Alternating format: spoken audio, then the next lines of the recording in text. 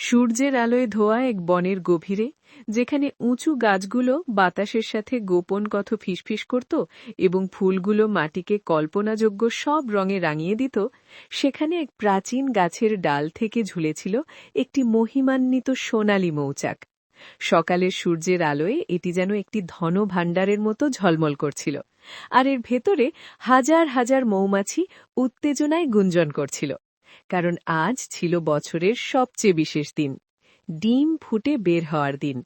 একটি ছোট্ট মৌচাকের কোষের ভেতরে কিছু নড়ে চড়ে উঠল। ভেতরে ছিল অন্ধকার, উষ্ণ, শান্ত। একটি ছোট্ট কণ্ঠস্বর ফিসফিস করে বলল, হ্যালো, কেউ কি আছো এখানে? তারপর ক্র্যাক, আলো কোষের ভেতরে ঢুকে পড়ল।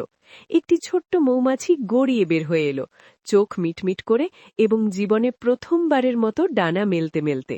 মৌমাছিরা চারপাশে জড়ো হল, গর্ব ভরে হাসছিল। তোমার নাম হবে মায়া। ছোট্ট মৌমাছিটি মাথা কাত করল। একটু থামো, আমাদের নাম কেন দরকার? মৌচাক নীরব হয়ে গেল। নবজাতক মৌমাছিরা প্রশ্ন করে না, তারা শুধু নিয়ম মেনে চলে। আচ্ছা, এক বয়স্ক মৌমাছি তোতলাতে তোতলাতে বলল, আমাদের নাম দরকার যাতে অন্যরা আমাদের ডাকতে পারে। মায়া গভীরভাবে ভাবল, ও, কারণ আমরা সবাই একই, কিন্তু আবার আলাদা।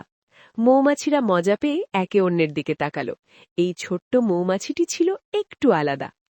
মায়া তার কোষের বাইরে পা রাখতেই হাঁ করে তাকিয়ে রইল। মৌচাকের ভেতরটা তরল সোনার মতো ঝলমল করছিল। মৌমাছিরা ছোট ব্যস্ত তারার মতো চারদিকে ছুটে বেড়াচ্ছিল। কেউ দেওয়াল ঘষে ঝকঝকে করে তুলছিল, কেউ পায়ে ঝুড়ি ভরে উজ্জ্বল হলুদ পরাগ বহন করছিল, কেউ সৈনিকের মতো সুন্দর শাড়িতে হাঁটছিল। কঠোর কর্মী মৌমাছি কাসান্দ্রা তার ডানা ঝাপটাল। এবার কাজ ভাগ করার সময়। সে চারদিকে ইশারা করল। পরিষ্কার করা মৌচাক পরিষ্কার করে, সংগ্রাহকেরা মধুরস সংগ্রহ করে, কর্মীরা মধু বানায়, প্রহরীরা প্রবেশদ্বার পাহারা দেয়। মায়া তার ডানা তুলল। আমাদের সবাইকে কাজ করতেই হবে কেন? ক্যাসান্ড্রা ভ্রূ কুচকাল। কারণ প্রতিটি মৌমাছি তার কাজ করলে তবেই মৌচাক টিকে থাকে। কিন্তু যদি কেউ এখনো তার কাজ না জানে? মায়া নরম গলায় জিজ্ঞেস করল। কেউ কোনো উত্তর দিল না। দিন কেটে গেল। সব নতুন মৌমাছিরা দ্রুত নিজেদের কাজ পেয়ে গেল, শুধু মায়া ছাড়া। পরিষ্কার করারা যখন দেওয়াল ঘষে পরিষ্কার করত, মায়া ধুলো উড়িয়ে গর্ব করে হাসত। মৌমাছিরা যখন শাড়ি করে হাঁটত, মায়া সবার ওপর হোঁচট খেত। কর্মীরা যখন পরাগ বহন করত, মায়া ফুল দেখে থেমে যেত। তুমি কি ধরনের মৌমাছি? অন্যরা বারবার দীর্ঘশ্বাস ফেলত। মায়া জানত না। সে শুধু একটি জিনিস জানত, যখনই সে মৌচাকের প্রবেশদ্বার দিয়ে সূর্যের আলো ঢুকতে দেখত, তার ডানাগুলো উত্তেজনায় কাঁপত। সে মরতে চাইত, শুধু কাজের জন্য নয়, বরং ঘুরে দেখতে, আবিষ্কার করতে, পৃথিবী দেখতে। একদিন মায়া রানী মৌমাছির সামনে দাঁড়াল। সারা মৌচাক নীরবে তাকিয়ে রইল। আমাকে বলো ছোট্ট মায়া, রানী স্নেহ ভরে বললেন, তুমি কেন তোমার জায়গা খুঁজে পাচ্ছ না? মায়া নার্ভাস হয়ে গিলল। সবাই সবসময় কাজ করে, কিন্তু যখন আমি বাইরে ওড়ার কথা কল্পনা করি, আমি আনন্দ অনুভব করি।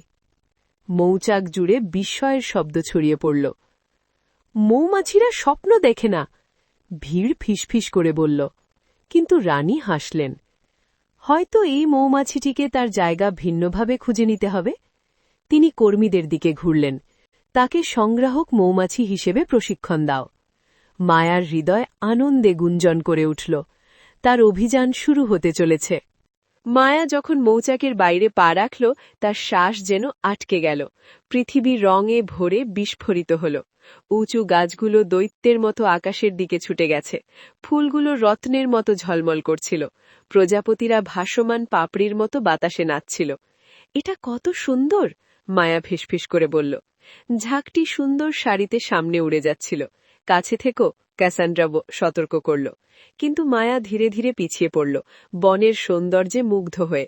হঠাৎ ঝাঁকটি অদৃশ্য হয়ে গেল। সে একা হয়ে গেল, হারিয়ে গেল। গাছের মাঝে নার্ভাস হয়ে উঠতে উঠতে মায়া একটি চকচকে জায়গা দেখল। একটি মৌমাছি তার দিকে তাকিয়েছিল। হ্যালো, মায়া আনন্দে বলল। মৌমাছিটিও তাকে নকল করল। এটা খুব অভদ্র, মায়া বিরক্ত হল। গাছের পাতার আড়াল থেকে হাসির শব্দ এলো। একটি ঘাসফড়িং লাফিয়ে বের হয়ে এলো, খিলখিল করে হাসতে হাসতে। এটা তোমার প্রতিবিম্ব, বোকা। তার নাম ছিল ফ্লিপ ঘাসফড়িং, আর সে মজার কথা বলতে ঠিক ততটাই ভালোবাসত যতটা মায়া প্রশ্ন করতে ভালোবাসত। সে মায়াকে উজ্জ্বল ফুলে ভরা একটি মাঠ দেখাল। মায়া তার মধুর পেট ভরে মধুরস সংগ্রহ করল এবং তাকে উষ্ণভাবে ধন্যবাদ জানাল। তারপর সে ঘরে ফেরার দীর্ঘ যাত্রা শুরু করল, কিন্তু ছায়ার মাঝে বিপদ অপেক্ষা করছিল। আকাশ অন্ধকার হয়ে গেল। হঠাৎ বিশাল গুঞ্জন করা ছায়ামূর্তিগুলো তাকে ঘিরে নিল। ভীমরুল, মৌমাছিদের চিরশত্রু। তারা মায়াকে ধরে তাদের বাসার ভেতরে বন্দি করে রাখল। সেই রাতে সে অন্ধকারে কাঁপতে লাগল। তারপর দরজার বাইরে ফিসফিসি শুনতে পেল, আগামীকাল আমরা মৌচাকে আক্রমণ করব। মায়ার ডানাগুলো জমে গেল।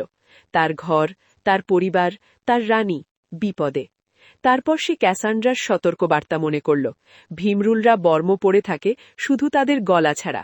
তার মনে একটি সাহসী পরিকল্পনা গড়ে উঠল। সূর্য ওঠার সাথে সাথে মায়া ভীমরুলের বাসা থেকে চুপি চুপি বের হয়ে বাতাসের চেয়েও বেশি দ্রুত উড়ল। ডালপালা তার ডানায় আঁচড় কাটল, পাতাগুলো তার চোখের সামনে ঝলমল করে ছুটে গেল। সে চিৎকার করতে করতে মৌচাকের ভেতরে ঢুকল। ভীমরুলরা আসছে! মৌচাক মুহূর্তে সক্রিয় হয়ে উঠল। প্রহরীরা প্রস্তুত হল, কর্মীরা মধু লুকিয়ে ফেলল, মৌমাছিরা আকাশ ভরে সোনালি ঝড়ের মতো হয়ে গেল। ভীমরুলরা বজ্র মেঘের মতো এসে পৌঁছল, কিন্তু এবার মৌমাছিরা প্রস্তুত ছিল।